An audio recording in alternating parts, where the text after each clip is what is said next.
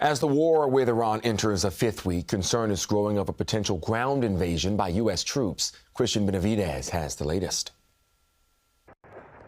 The U.S. conflict with Iran entered its 30th day on Sunday, with fresh airstrikes hitting Tehran. The strikes come as Iran's parliament speaker warned the U.S. against a ground invasion and threatened to step up attacks on U.S. allies.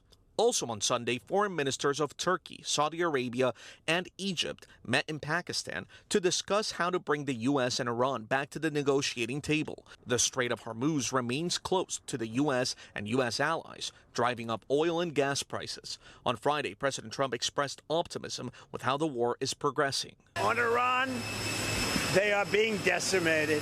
They are talking. We are talking now. They want to make a deal. Very simply, our military is the greatest in the world by far. The president has repeatedly said that he has not ruled out putting U.S. boots on the ground in Iran in order to bring the conflict to an end.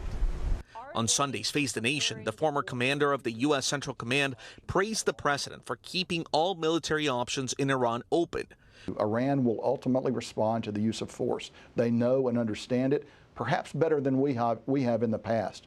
This administration is willing to use force. Other administrations have been thoroughly deterred by Iran. President Trump is not deterred by Iran.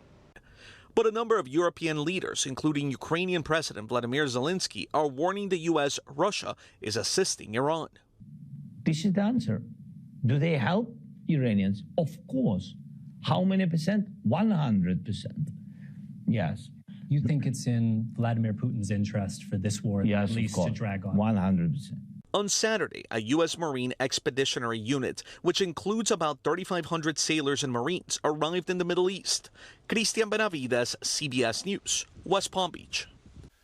A Connecticut-born Israeli soldier has died in combat in southern Lebanon.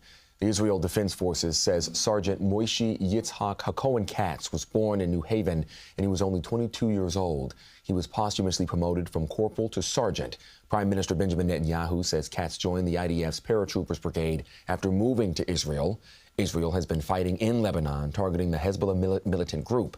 Today, Netanyahu said Israel will widen its invasion of the country.